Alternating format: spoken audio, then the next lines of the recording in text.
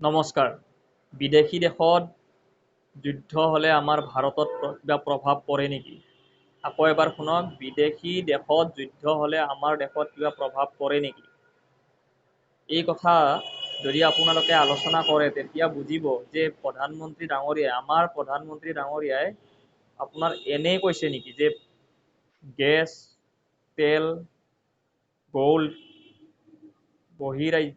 বহিৰাষ্ট্ৰত যোৱা সেইসমূহ এনে অলপ কমাব দিছে নেকি? তাৰ মানে কি বুজায়? তাৰ মানে কি বুজায় যে আপোনালোকে ঘৰতে বহি ভাবি আছে যে বেলেগ দেশত যুদ্ধ লাগিল আমাৰনো কি আহে যায়।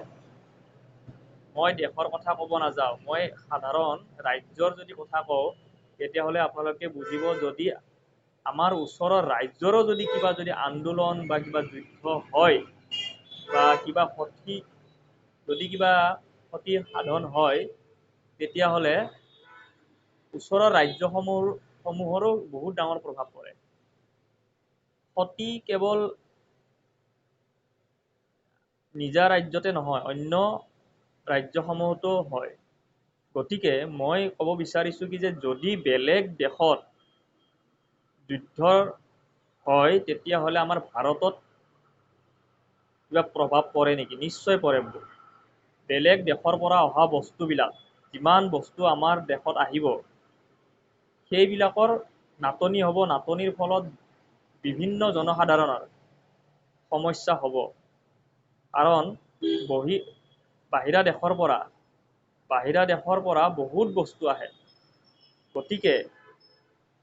গতিকে আপোনালোকে কেৱল এনেকে ভাবিলে নহ'ব যে এই বেলেগ দেশত যুদ্ধ হৈছে আমাৰনো কি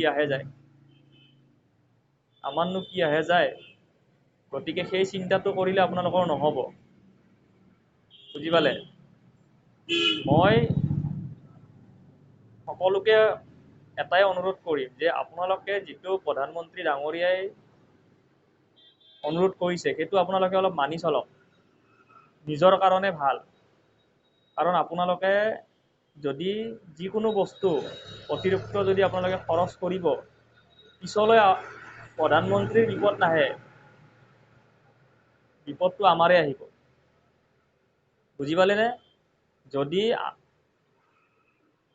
কিবা বস্তু যদি নাটনি হয় সমগ্ৰ জনসাধাৰণৰে হ'ব।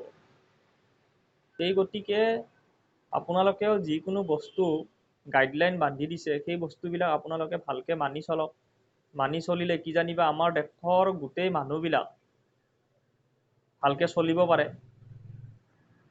মইতো ইমান বুজা মানুহ নহয়, আপোনালোকে বুজি পাইতো, ভালকে বুজক। বুজি আপোনালোকে নিজেই চিন্তা কৰক। কেৱল এই টকা কেইটাৰ পিছফালে দৌৰিলে নহ'ব।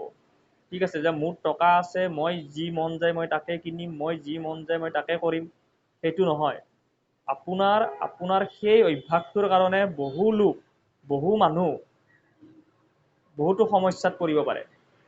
গতিকে যিবিলাক ব্যক্তিৰ এই অভ্যাসটো আছে, বাদ দে মই বেলেগৰ চিন্তা নকৰোঁ, মই কেৱল মোৰ চিন্তা কৰিম, মই মোৰ মতেদি গাড়ী চলাম, মোৰ মতেদি খানা বনাম, মোৰ মতেদি তেল ভৰাম, তেতিয়াহ'লে আপোনাৰ কাৰণে বহু মানুহ সমস্যাত পৰিব। বুজি পালে? গতিকে মই এই কথাটোৱে আপোনালোকক সকলোকে ক'ম যে প্ৰধানমন্ত্ৰী ডাঙৰীয়াই যিবিলাক কথা কৈছে সেই কথাবিলাক অলপ মানি চলিব। যদি ভাবে ভাল হ'ব। কাৰণ কেৱল ভাৰতৰ নহয়, বিভিন্ন দেশৰে সমস্যা হ'ব যদি এই নাটনিবিলাক, কাৰণ সংকেত কিবা পাইছে, প্ৰধানমন্ত্ৰী ডাঙৰীয়াই কিবা সংকেত পাইছে, পোৱাৰ কাৰণেহে কৈছে। সংকেত নোপোৱাকে আপোনাক ক'ব নেকি যে এনেকে যে তেল কম খৰচ কৰ, বিদেশী ৰাষ্ট্ৰত কমকে যোৱা কৰিব লাগে। কিবা এটা সংকেত আহিছে, কিবা এটা নটিফিকেশ্যন আছে। বুজি পালে? গতিকে জনসাধাৰণে ভালকে চলিলে হ'ল। বেছি খৰচ নকৰাই ভাল।